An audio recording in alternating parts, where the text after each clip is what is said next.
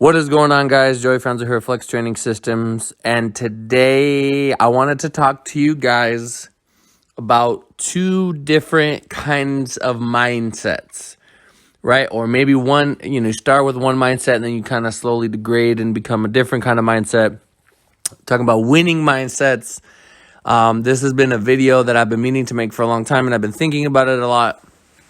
And we're just going to kind of go through it. Talking about some super famous figures that you guys might know, and, some of the things that I've observed while being in the powerlifting space for, it's about to be 9 years, fellas. 9 years, specifically. Anyway, so let's talk about it. Let's say you have a lifter, okay? You have a young, hungry lifter, and they want to be the best one day. They want to be a champion. They want to win a meet. Whatever. It could be collegiate level, junior level, open level, whatever, right? They work really, really hard, and they're super hungry, and they have a lot to prove. And, they're never satisfied, and they're doing everything that they can to be the very, very best that they can, right? And they battle through the ranks. They do all these things. And, they eventually get to a point where they're at the top. They finally conquered whatever it is that they wanted to conquer. They became national champion. They fought through the ranks. They became world champion. Maybe they became world champion a few times. Maybe actually no. For this example, let's say they do it once, right? They become a world champion one time. And now, that thing that they wanted to obtain, to get, right? That status, that be the best, whatever. They did it. They achieved that. And then I think you're at a crossroads, right?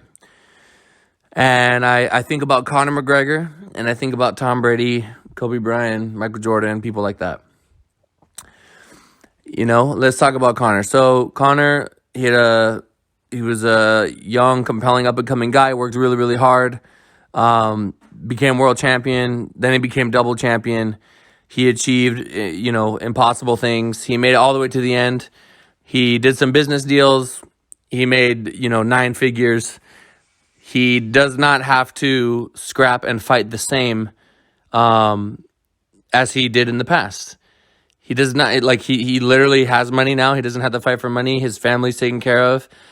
His life is easy. It's not about battling adversity or anything like that. In terms of, the greater sort of overarching, theme of his life, right? He's good now. He made it. And, maybe he is someone that a lot of people, when they, you hear about college athletes, they make it to the big leagues and they're just showered with millions of dollars. They don't know what to do, right? They don't know how to act. They don't save their money. They don't budget anything. They blow all their money, whatever, right? So McGregor, he becomes double champ. And then I think he fights Floyd Mayweather. And then after that, he just kind of wasn't the same, right? He tried to come back to MMA. And he just started losing a bunch, and he's losing to not even world champions. He's losing to top 5 guys, but he's just not, it's something is different. Either the sport evolved while he was away, or he couldn't stay as sharp, as he needed to, or people maybe figured him out, right? But for whatever reason, he definitely had a different demeanor. And, when I analyze this and I think about this, I have a hard time, saying to myself, well, the guy that has to train and push himself because he thinks he has something to prove, and he literally has this is his only way out, right? He has no other option. He has no other talents. Not trying to sound fucked up or anything, but this is what he's good at, and they want it really bad. This is just something that they desire above all else. And, once they achieve that and they reach the top, and their life is easy now, it's no longer, okay, I need to compete for my family and for my well-being. No one's making super big money from powerlifting unless you provide a service or you offer value to people's lives in some way. But it's the same in any, profession or field, right? Um, it's just not the same versus someone that is already mega rich and they've already made it and they've already done all those things. That time away, you start a family, things like that. You might become not softer, but it's not do or die. Well, I could do this thing and do it at a decent level. And if I don't do it, and if I don't, I'll be good no matter what, basically, right? It's like back against the wall is when you're going to be most dangerous, right? You're going to be most, there's no room for error. You can't fail, right? And I wonder, does winning for some people, can it kind of, it's like you do all these things to get to the top, you win, and then you just kind of peter out and you're not the same because maybe you get complacent. Maybe you just feel like you don't need to do it anymore. Maybe you lose your passion. There's a lot of different reasons for why you can hit the top and fall off, right? Maybe you were only good at a time when your field, your hyper-specific field wasn't as competitive, right? There was just nobody there to challenge you. You were the best at the time. But as time goes on, new athletes come out of the woodwork, new genetic freaks, limits get pushed. And we see people that just have an ability to far surpass. Like you have two individuals both working their best. One of them has like supreme genetics, the other one doesn't.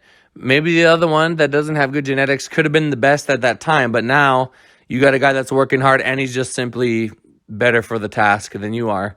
That's not to say that there should, either person is less valuable or anything. It just means in that competitive endeavor, genetics play a big role, all right? And maybe that's what happened. I don't know, all right?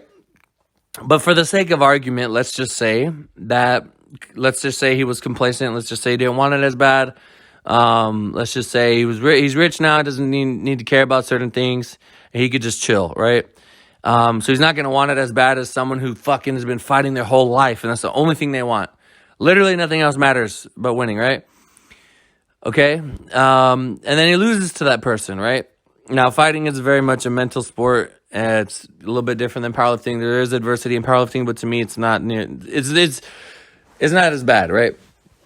And then you have other individuals that they make it all the way to the top and they work really, really hard. And they have that moment, their Super Bowl moment, right? They win. It's so hard to win a Super Bowl. It's impossibly hard because it's not just you. It's 11 other people. It's coaches. It's like a billion variables, right? So to get there even once is super, super, super difficult. But to do it, like use Tom Brady as an example, to do it again and again and again and again and again and again. And it's just like, that requires a special person, right? That requires a person that walks into the room, and by simply that person existing in the presence of others, he's going to empower his teammates, to be in awe and get the best out of them by simply being there, right? And I think that's really powerful. And I think having that the drive to win, be the best. You are the best, number one. Right now, there is no other that can stand toe-to-toe with you at this moment in time, right? It may only be a moment. But then to go home, have your off season, come back and work hard and then do it again. You got to continuously prove it again and again and again. And every scenario is different. It's never the same. It's literally different every single time. And you rise to the top and you do everything you need to do to be the best, and for you, it's about the journey of competing to win as opposed to the win, right? It is the act of pursuing the win and pursuing the top that keeps you moving forward. It is not the win. Your journey is what gives you life. Your journey is what gives you, the ability to continue to show up again and again and again and again and compete at the highest levels possible, right? It's the journey. It's not the win, because the win is temporary. You're going to get the win and it's just like that moment. You're the champ in that moment. You have to prove that you're the champ again the next time, right? And that's what keeps you building your legacy, right? Some people want that legacy. They want to look back and say, wow, I completely changed the landscape of whatever it was that I tried to get in. As opposed to other people just kind of wanting that win, and then once they get that win, they want to move on and do other things. And I'm simply making an observation, just looking at two different types of mindsets. For some people, they know that it's about the pursuit; it gives them life, and for others, it's for money. It's for something else, right? And once you obtain those things, then maybe you kind of realize something changed. Maybe the thing that you thought you wanted, you don't want it anymore. Or maybe after you win it, you want it even more. You can't wait for the next one. You can't wait to get started for the next one, right? Now, there's no right or wrong answer here. Okay? It's not about who's right and who's wrong. It's just two different ways of life, two different paths, two different mindsets. It is not like somebody's wrong for doing one thing. It's okay if you realize in your pursuit of whatever you think you want. If you go to school, okay, and you're in school and your parents are telling you to become a doctor and you don't even know what you want to do with your life, but they're telling you to do it and they really want you to do it. So you're like, all right, whatever, I guess I'll take these classes and try to be a doctor. But along that path, you realize I really hate school and trying to be a doctor. I don't really care about being a doctor, but I really enjoy, making cooking videos on YouTube or something, right? You just find something else that you're passionate about, or maybe you're forced to take a certain class that has nothing to do with being a doctor and you really enjoy that and you find a lot of passion in that, and that's what you want to do, right? It is the pursuit of that thing that you felt that you needed, right? Winning, being the best, whatever it is, competing at a high level, achieving something, at a high level, that helped open the door for whatever was next for you. Maybe I don't know too much about the things that Connor enjoys. I think he just likes competing and kind of being himself, right? That seems like it's fun for him, like flexing on people and stuff. But I'm sure he donates a lot to charity. Maybe, in some way or another, I know that he's inspired a lot of people, right? I have lifters from Ireland that tell me, man, I mean, I can't imagine how amazing it must have been to be somebody from Ireland to have Conor McGregor be the champ, right? That's it. That's what you want. That's what you live for, right? To see something like that. And yeah, I don't know. This concept, these two different mindsets is fascinating to me because, some people, they win and then you can get complacent or you can put your foot on the gas, right? And go towards the next one and go towards the next one. Or maybe you just wanted to win one and now, cool, okay, I'm going to do something else. Before I got into powerlifting, I was very, very, very, very, very good at something else, right? I was very, very good at it, and I made a living from it. But there were things about it that mentally was hard for me to deal with at the time. I was also very young, and I moved into powerlifting. I kind of had the same mindset, and it led me to where I am today. And Russ said this to me years ago. I think it was 2018, might have been 2017. And he was just saying that once you have what it takes to compete, the gist of it is once you have what it takes to compete and do well and excel at something, you can do that. You can get into anything else and you'll be able to compete at that same high level.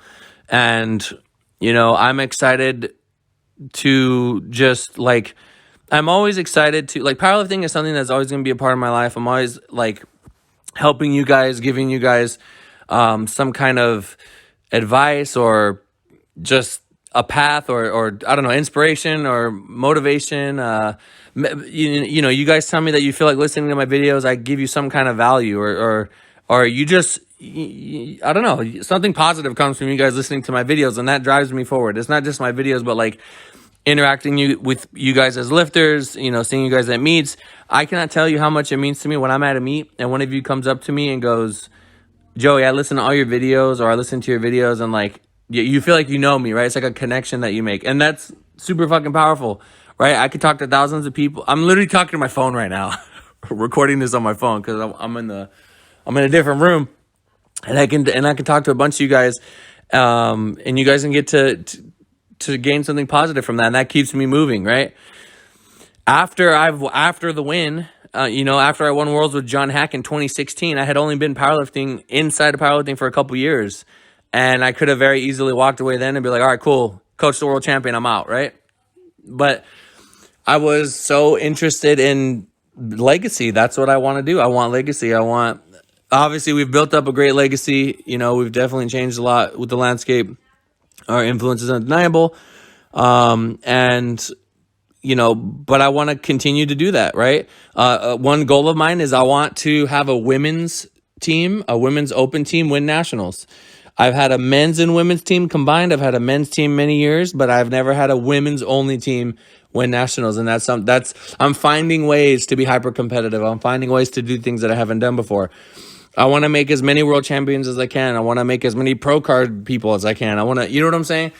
That's what keeps me going forward. And I know that through me doing what I'm doing, the universe is going to take care of me and my family. And in return, I'm going to provide value to people that they like seeking guidance from Flex. And it's an amazing sort of, it's like a cycle, right? As long as I'm good to you guys and I'm honest and true, then everything else kind of handles itself. And there's a lot of work to get to this point, but that keeps me moving forward. That's why I don't get complacent. There's too many people. There's more people that count on me now than I ever thought that there would be, in many ways, right? Like monetarily, there's people that count on me. Emotionally, you know, there's people that count on me. You know, just as a companion, things like that. There's just so much, and you know, I know this. I tell myself this all the time, that there's too many people to count on me. I can't fail. And I need to do, you know, kind of what is best for them, right? It's not about me squatting 800 anymore. It's about me helping the next generation on their pursuit to be the best powerlifter that they can be. And along that path, the personal growth and the development that they're going to gain and the relationships that they build and form is going to be incredibly valuable, like long term, right? And you can't put a price on that. That is what keeps me wanting win after win after win after win after win. I don't think I could ever get complacent. I definitely think if money was like infinite, I would just amplify what I'm doing now, right? I would reach more people. I would give back to the community more. I would be able to do more things. You know, and that's the direction that I'm working towards. You know what I mean? Because it can help just spread more good, right? How can you be useful to others? That's something that I ask myself all the time. How can you be useful to others? Because it's not easy. Anyway, guys, I hope you're able to take something away from this video. I don't even know what the takeaway is. I just wanted to talk. There's a lot of good stuff in here. Maybe I inspired you in some way. Maybe I got your mind thinking. Maybe you're more fired up now to compete and reach those top levels and build sort of a legacy for yourself. Or maybe, you know, maybe you're not sure and you want to get there, and then you'll kind of see what's up after that. So like I said, there's no right or wrong answer. It just is what it is. Maybe sometimes people need to get a little complacent to get that fire back. I don't know. But yeah, I'm just throwing shit out there, and hope you guys are able to take something away from this video. That's all I got for you. If you have any questions or anything, leave it in the comments down below. Let me get a hashtag win in the comments down below. I'll see you guys in the next one. Peace.